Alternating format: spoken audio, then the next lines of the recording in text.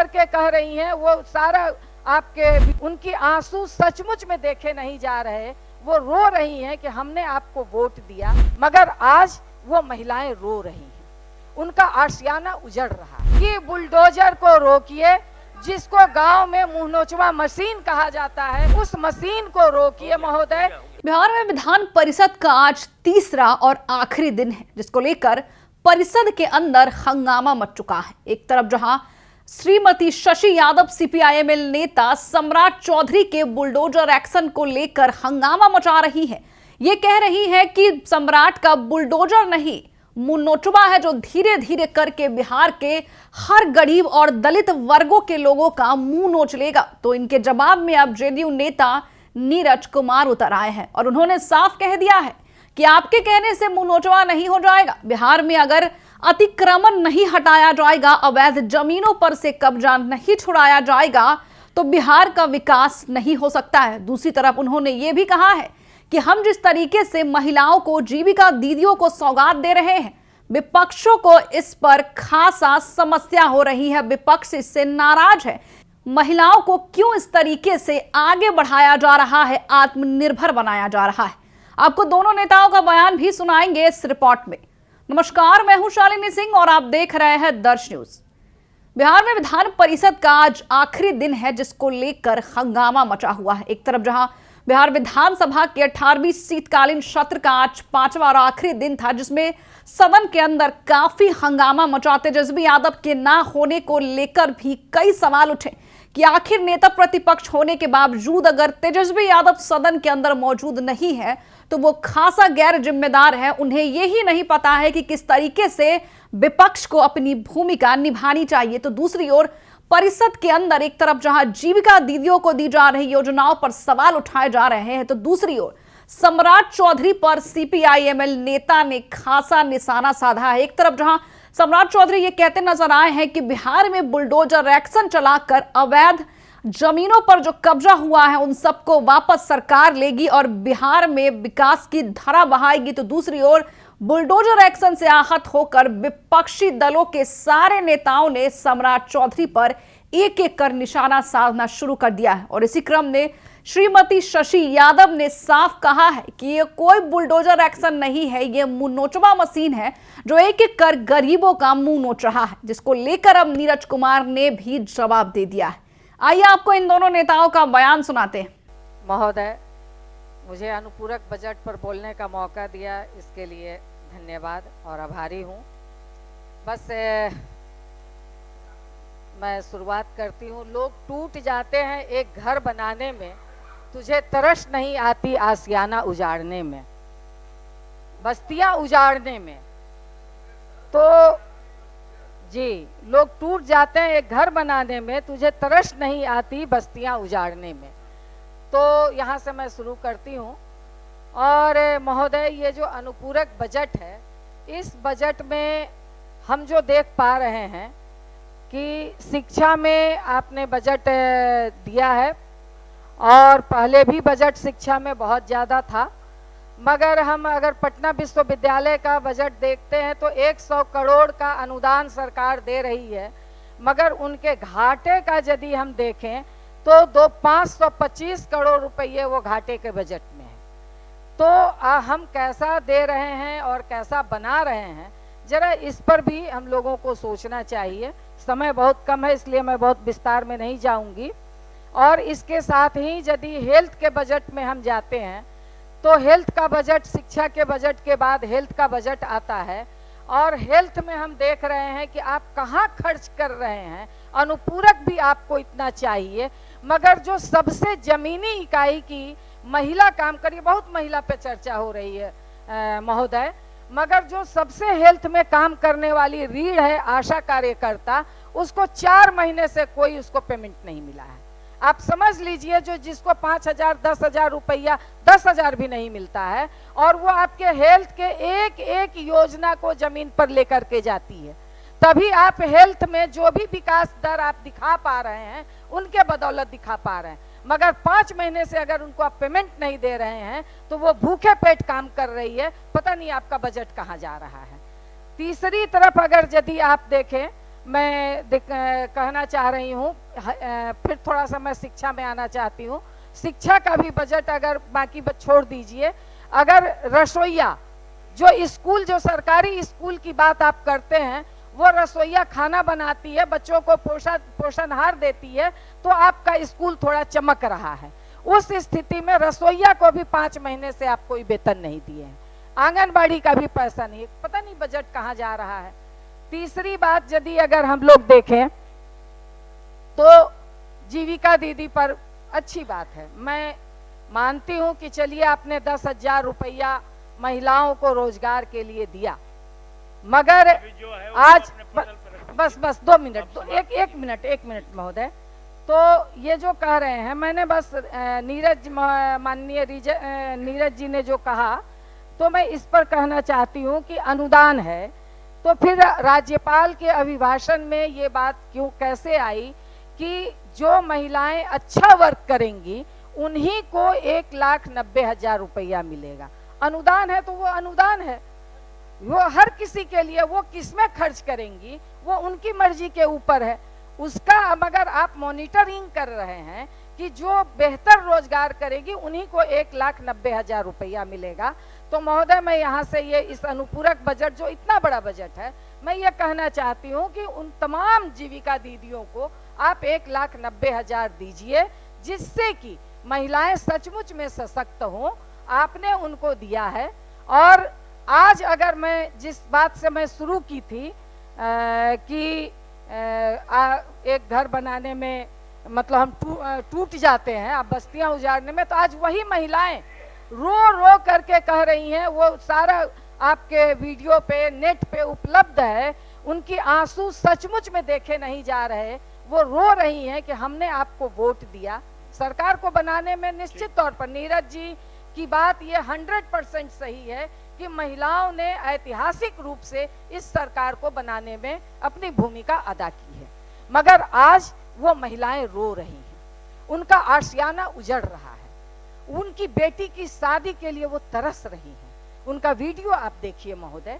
इसलिए मैं यहाँ इस अनुपूरक बजट में इस बात को मैं यहाँ से मांग करना चाहूंगी कि बुलडोजर को रोकिए, जिसको गांव में मुंहनोचवा मशीन कहा जाता है, उस मशीन को रोकिए महोदय। इसी बात के साथ मैं अनुपूरक बजट में कटौती का प्रस्ताव करती हूं, मैं उसका विरोध करती हूं। धन्यवाद। सचिव, ये सभापति महोदय प्रथम वित्तीय सहायता है, इसके बाद पूरी कार्यप्रणाली में बता देता हूं। प्राथमिक शर्त है कि जीविका का स्वयं सहायता संगठन हर एक पंचायत में कार्यरत है। जो लोग उसके प्रावधान के अंतर्गत अपना आवेदन दिए हैं, उन मीनार घुमा रहे हैं, जो सीधा सवाल है, ये अनुदान है, अनुदान है या सीड मनी है? अरे मैं कह रहा हूँ कि ये अनुदान है, अनुदान है, अनुदान है, अनुदान है, अनुदान है, उसको वापस नहीं लिया जाएगा, कोई इंटरेस्ट नहीं लगेगा। और आपने यह भी कहा सभापति महोदय, मैं जरा एक मिनट सभापति महोदय, यह चुनावी प्रलोभन है, यह कहा गया ना सभापति महोदय। पूरे देश में मीडिया में यह बहस चली कि यह चुनावी लाभ के लिए किया गया है। हम करे तो राम राम, आप करे तो जीना हराम। समय दिया जाएगा, आप उसके बाद लिख लीजिए, नोट कर लीजिए। सभापति महोदय, मेरी बात अगर असहज है तो उसका जवाब दे दीजिएगा। सभापति महोदय, मैं इसलिए बोल रहा हूं कि अलग अलग मापदंड मत रखिए। हम लोगों ने 3 अगस्त, आप याद रखिए, 29 अगस्त 2025 को हमने स्वीकृति प्रदान किया इस योजना का, और चुनाव हुआ 6 और 11 अक्टूबर को। उसकी प्रथम किस्त दी गई 18 अगस्त 2024 को। तो हम तो चुनावी लाभ के लिए कर रहे हैं, नहीं, वो अभी चुनाव आयोग की अनुमति है, मेरे पास दस्तावेज हैं। सभापति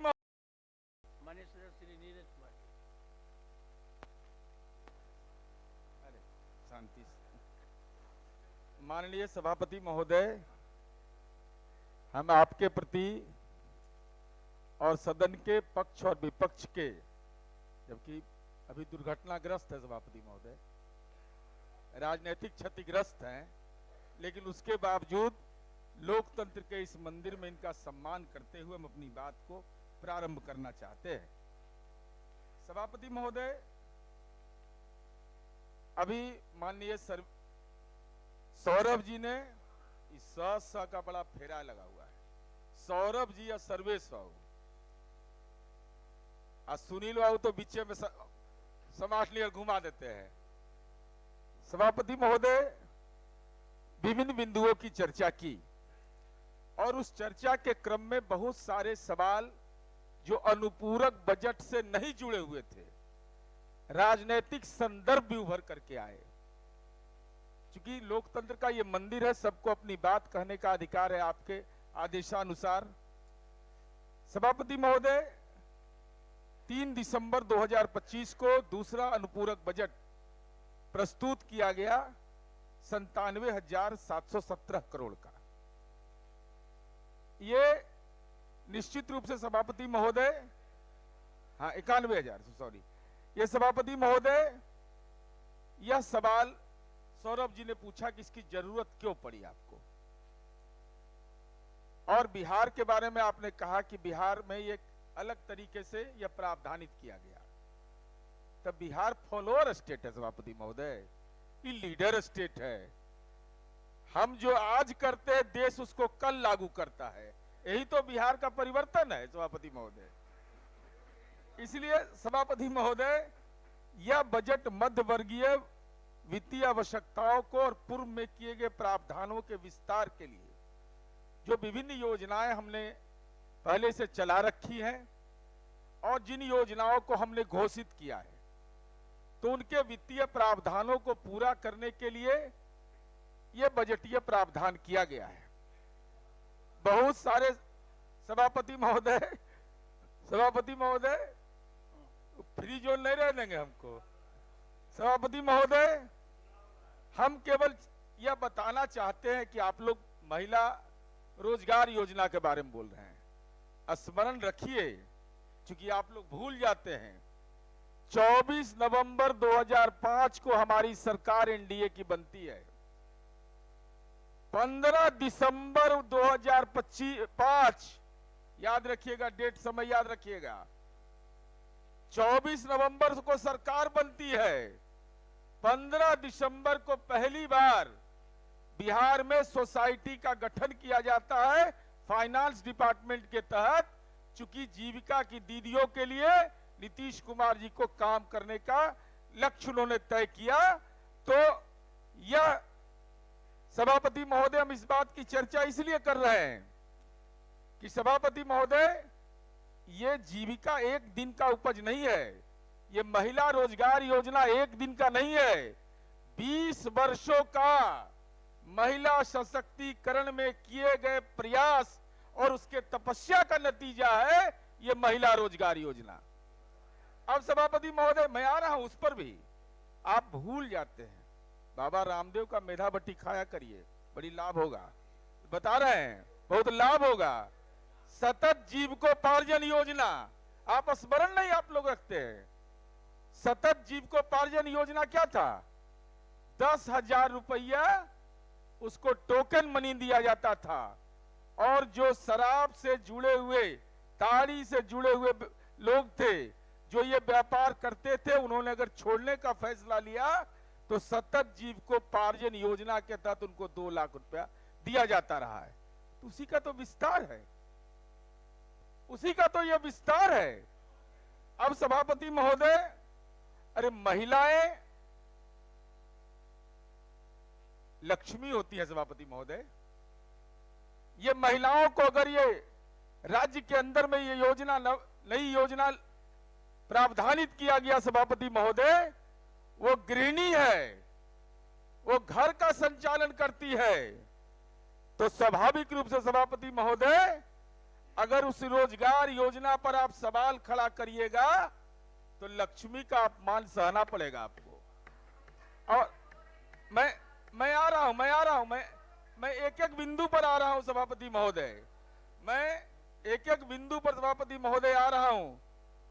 सभापति महोदय, हम इस बात की चर्चा इसलिए कर रहे हैं कि दर्द होगा, क्योंकि सभापति महोदय वो महिलाएं कौन हैं? जाति सर्वे की रिपोर्ट निकाल करके देख लीजिए। अति पिछड़ा दलित और पसमंदा महिलाओं को अगर ये मिल रहा है तो आप कह रहे हैं कि महिला रोजगार योजना के नाम पर आप चुनावी लाभ ले रहे हैं। क्योंकि वो मैं बता रहा हूं, 1,58,00,000 महिलाओं को बिना कोई दलाल के सीधे उनके खाते में ट्रांसफर किया गया सभापति महोदय। और हमने ये तय करके कह रहे हैं, जैसे हमने कहा था कि हर घर बिजली पहुंचा देंगे। सुनील बाबू को कहे थे कि आपके गांव को मुख्य सड़क से जोड़ देंगे, आपके पंचायत में पंचायत सरकार भवन बना देंगे। ये सब काम हम कर दिए हैं। तो जब हम कहे हैं तो 2 लाख तक की वित्तीय सहायता उन महिलाओं को दिया जाएगा, इसकी पूर्ण गारंटी है सभापति महोदय। भेदभाव नहीं, कोई मजदूरी देते रहिएगा, मजदूरी देते रहिएगा। और महिला रोजगार योजना से सभापति महोदय आपने यह कह दिया कि यह लोन है, यह कर्ज है, इसको वापस करना पड़ेगा। राज्य सरकार ने पूरे तौर पर स्पष्ट किया सभापति महोदय कि यह कर्ज नहीं है, इसको वापस नहीं लिया जाएगा।